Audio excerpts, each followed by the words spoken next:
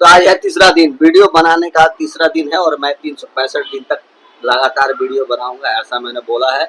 और ये मैं वीडियो बनाना क्यों शुरू किया हूँ, मैंने इसलिए बनाना शुरू किया है कि पिछले 5 साल से मैं डिप्रेशन के दौर से गुजर रहा हूँ। और मैंने ये सोचा है कि कहीं अगर मैं लगातार अपनी बातें, मन की बातें बाहर निकालूं तो हो सकता है कहीं मैं इस दौर से बाहर निकल जाऊं।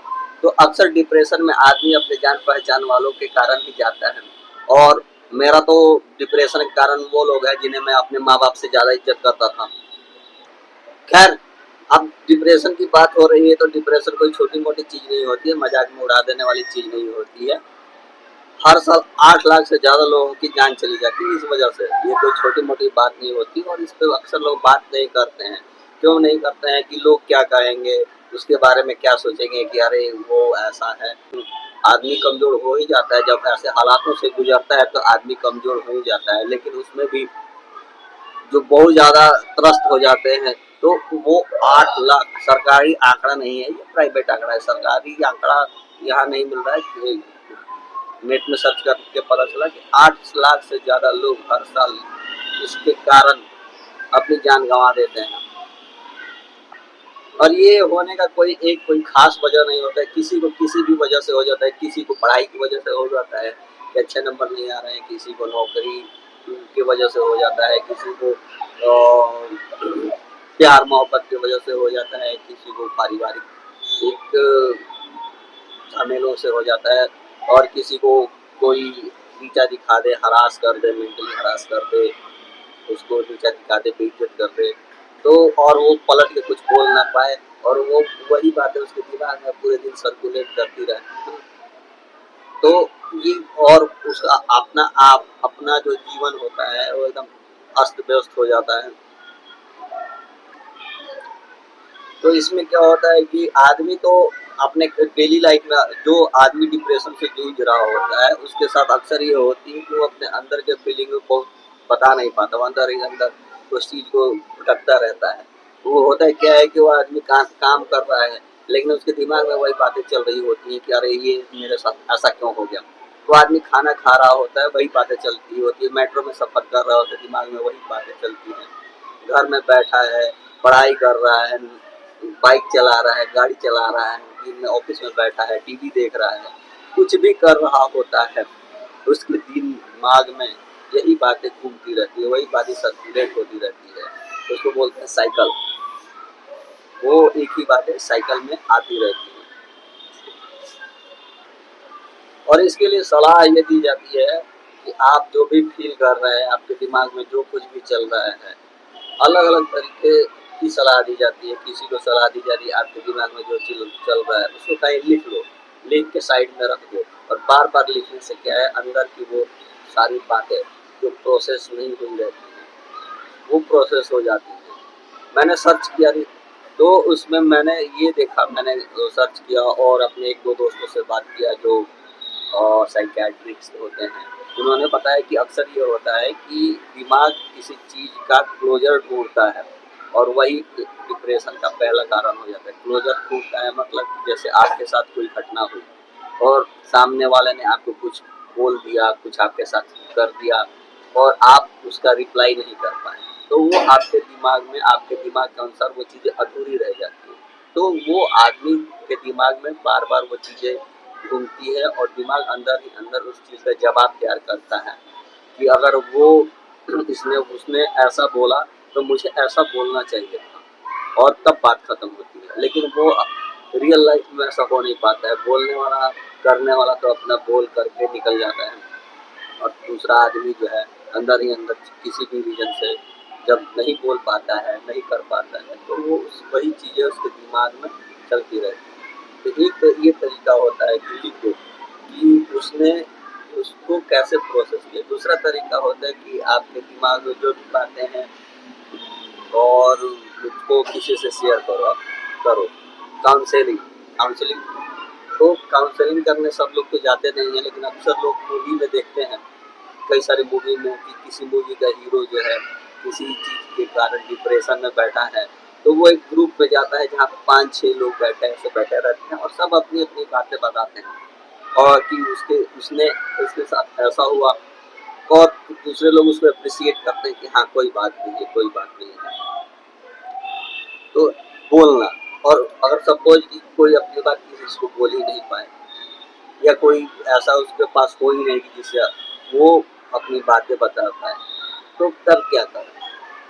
तब तो वो आप उसके मन की बातें नहीं निकल पाएंगी पाती हैं। तो ऐसे में ये एक दूसरा सबसे कारगर तरीका होता है कि अपनी मन की बात किसी से शेयर करना। आप किसी से भी शेयर कर सकती हैं। किताब डायरी में लिखते हैं वो भी एक तरह का शेयर करना होता है। आप किसी से बताते हैं तो भी शेयर करना होता है। लेकिन शेयर करने का ये भी होता है कि आप कितना दिन कोई आपकी बातें सुनेगा। सपोज कि कोई आदमी 5 साल से डिप्रेशन में है, किसी चीज़ को लेकर परेशान है, किसी बात को लेकर परेशान है। आप किसी को बताने जाते हो यार मैं ये परेशानी, सामने वाला आपका इज्जत करता है तो वो सुनेगा, ध्यान से सुनेगा, नहीं करता है तो वो आप इधर-उधर की बातें बता के आपको डरका देगा। लेकिन जो आपकी बातें सुनता है वो कितनी बार सुनेगा? 1 बार सुनेगा, 2 बार सुनेगा, बार-बार सुनेगा, कितनी बार सुनेगा? 10 बार तो नहीं सुनेगा। लेकिन आपके दिमाग में वो बातें तो दिन भर में 10 बार घूमती है, 100 बार घूमती है। आपके लिए तो पूरी ज़िंदगी नरक हुई रहती है। सपोज़ कि आप नौकरी कर रहे हैं, नौकरी पे जा रहे हैं, कमा रहे हैं, पैसा लेके आ रहे हैं, ढंग का खा रहे हैं, लेकिन दिमाग में शांति नहीं है। दिमाग अभी भी उसी चीज़ को प्रोसेस कर रहा है। मतलब कि आपके पास सारी सुविधाएँ तो है, लेकिन आप उस चीज़ को उपयोग नहीं कर पा रहे हो। तो प्रोसेस करना तो कैसे करें? तो ये ब्लॉग मैंने इसलिए शुरू किया कि मैं देखता हूँ कि जो मैं 5 साल में नहीं कर पाया, क्या मैं ऐसे ब्लॉग बना करके अपनी बातें शेयर करके, ये मेरे को व्यूज़ के लिए नहीं चाहिए। मुझे एक जगह चाहिए कोई कि मैं अपनी बातें बोलूँ, मन की बातें कुछ भी, और मैं किसी भी टॉपिक पे ब्लॉग बनाऊँगा, कुछ भी जो भी टॉपिक आता है उस पे ब्लॉग बनाऊँगा। मैं तो खुद राइटर हूँ, और मैं बता रहा हूँ कि 8 साल 7 साल से मैंने ढंग का कुछ नहीं लिखा है। क्योंकि मेरे दिमाग में गोबर भरा हुआ है, वही गोबर जो है बार-बार दिमाग में लिप रहा हूँ, मैं खुद से लिख रहा हूँ, और किसी को क्यों फ़र्क पड़ेगा? बोलने वाले तो बोल के निकल गए और मेरे दिमाग में गोबर घोर के चले गए। तो अपना ज़िंदगी इम्पोर्टेंट है। अपना ज़िंदगी खुद के लिए इम्पोर्टेंट है, आपकी ज़िम्मेदारियाँ आपके लिए इम्पोर्टेंट है, दूसरे को उससे क्या लेना-देना है? तो अपनी ज़िंदगी, अपना लाइफ के लिए खुद के लिए जिम्मेदार बनना पड़ता है।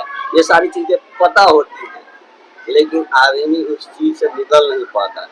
तो मैं ये बोल रहा था कि अपने लिए जिम्मेदार, दूसरे के लिए क्यों सोचे कि मेरे ये बोलने से दूसरे को खराब लगेगा। अगर ऐसी बातें होती तो दूसरा आदमी आपको इस तरीके से कुछ करके ही नहीं जाता।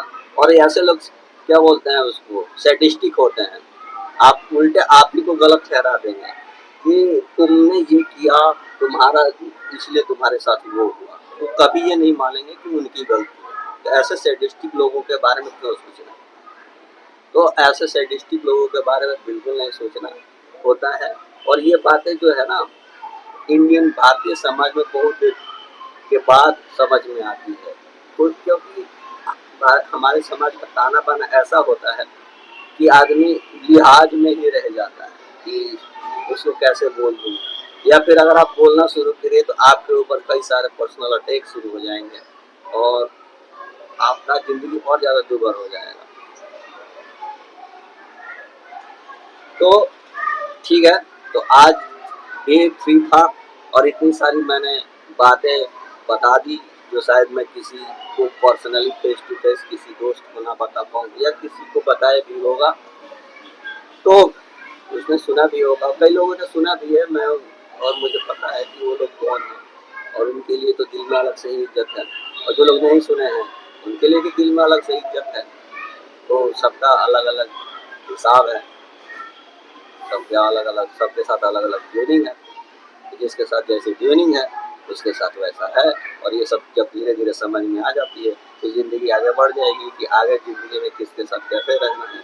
तो डे 3 का ब्लॉग बहुत लंबा बनता हुआ दिख रहा है, और सुबह का टाइम है, सुबह-सुबह अब ऑफिस जाने की तैयारी भी करनी है, और इसी टाइम मेरे को ब्लॉग बनाने का टाइम है।